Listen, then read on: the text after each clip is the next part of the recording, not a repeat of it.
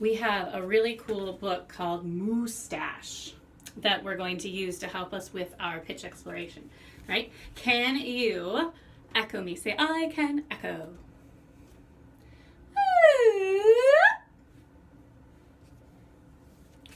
Nice job. Look at his huge mustache here. Oh my goodness, look at this thing. All right, are you ready?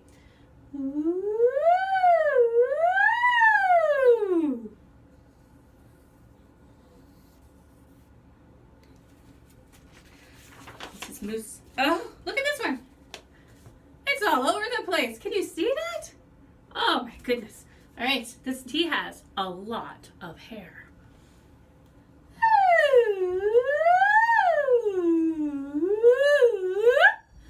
You try.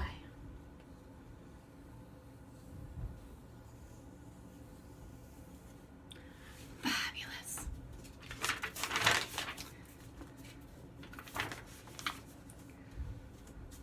Whoa.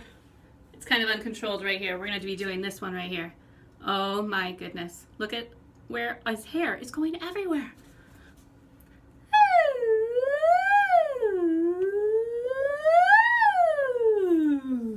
Your turn.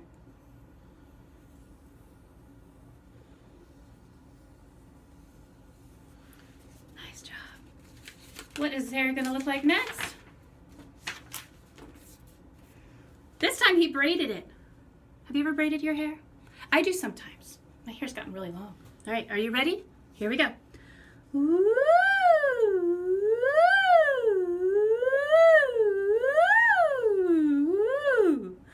Your turn.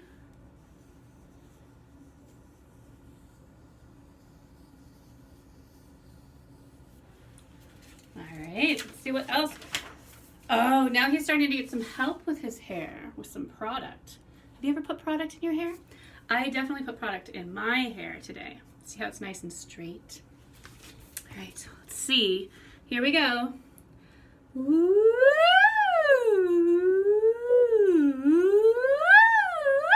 Your turn.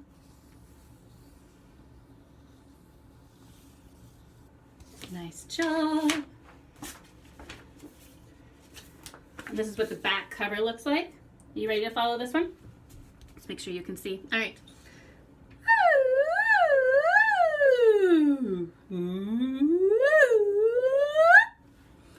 Now, if this book looked interesting, then at the very end of this video, there will be, I will read this book so you can hear the whole book. Now, your challenge yourself is to take your hair and create your own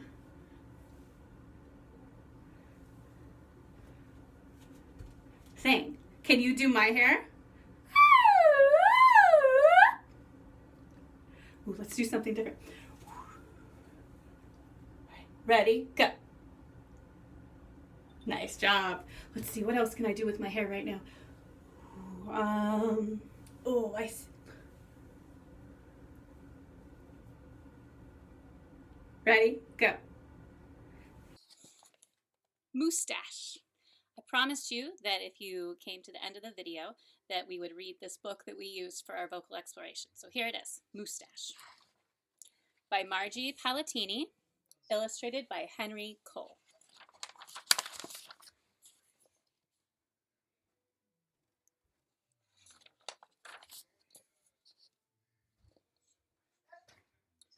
Moose had a problem, a horrible, hairy, prickly problem. It grew right below his nostrils and just above his upper lip. A moustache. Now, not a few spare hairs or shy little stubble. No mere weak wandering whiskers on the upper lip of this moose. No siree. Moose had a big, bushy, bristly, mighty moustache. But a moustache that was a burly, surly, mangy mess, and it itched a lot. So, sure, he plucked and he tweezed, he even clipped, snipped, and teased. But his combs were still cowards, and his brushes rebelled. His scissors simply surrendered.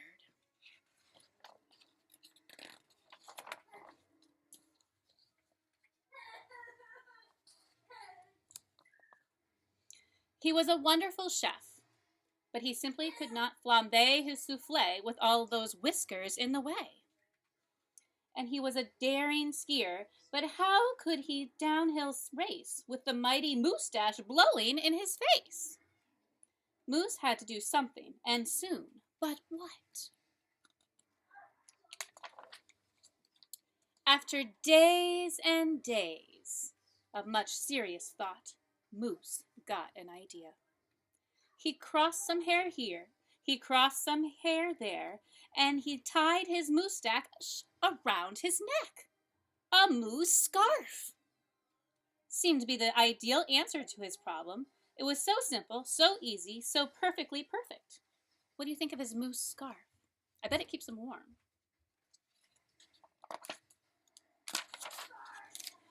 But then his moustache got knotted and mangled and horribly tangled, and those hundreds of hairs still prickled and tickled. Worse, Moose could barely take a breath with all that moustache wrapped around his neck. So Moose untied, unwrapped, unknotted, and gulped in some fresh air.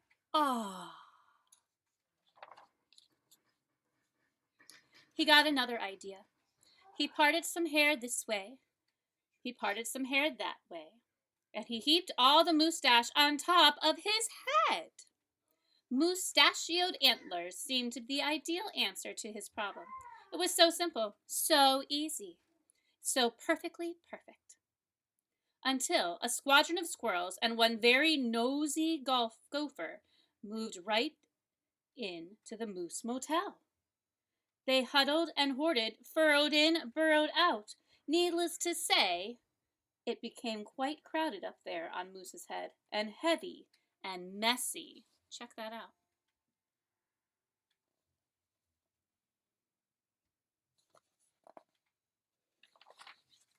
And very, very noisy. The squirreling, chitting, and chatting, squeals and squawks woke Moose every morning before the crack of dawn, and that gopher was giving the moose one hairy headache. Moose needed his sleep. He needed his rest. He needed his privacy. Moustachioed antlers? Nuts, said Moose. So he unparted and unpiled, untwisted and untwined, and said adios to the hairy horns. But now what? What? The miserable moose took hold of a hunk of hair and he wrestled it.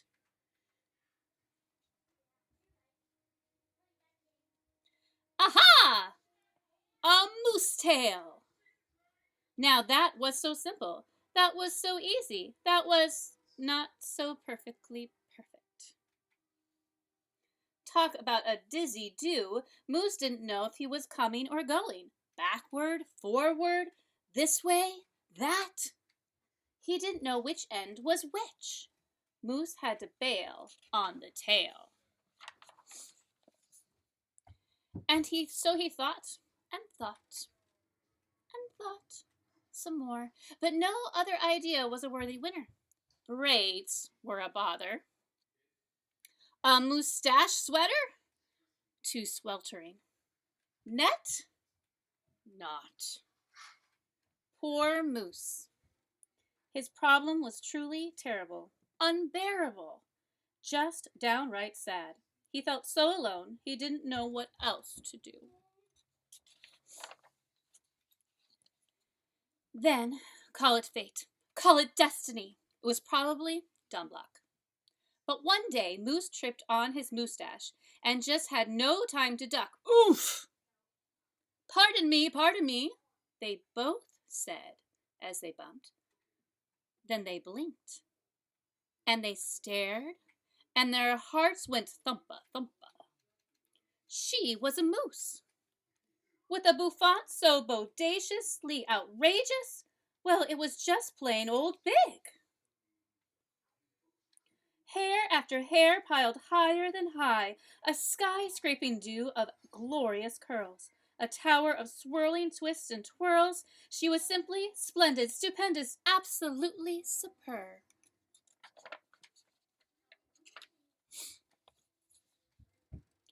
Of course, Moose had to ask how she did what she did to get such a do. Miss Moose winked and then whispered, "Just a little glue." So she helped he fearlessly plunge a hoof into a fat pot of the white gooey goop, and carefully, oh so carefully, they glopped and they plopped. They pasted and they pressed, they coaxed and curled every truly unruly wayward whisker. Around and around they tweaked and twirled those horrible hairs until Moose's once mangy mess was now a wondrous winding wave of marvelous moustache. Moose gazed in the mirror and smiled a broad moosey smile. He was so happy, so glad, just giddy with glee. He looked dashing and handsome. Moose gushed, "Is that really me?"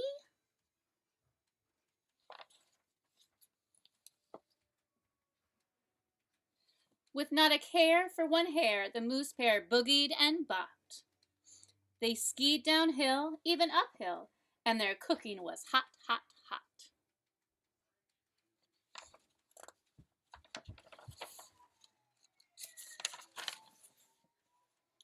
So, of course, it wasn't long after that Moose and his Moostache and his beautiful bride fox trotted and tangoed and waltzed down the aisle. Good hair days, bad hair days. They vowed to love and to cherish, and with hearts heaped with love and pots filled with goop, they both said, "I do glue," and promised never to part. It was so simple, so easy, so perfectly perfect, and it stuck. Now, please, don't you put glue in your hair. There's plenty of products that I'm sure Mom might have, but no glue in your hair. Have a wonderful day and get outside.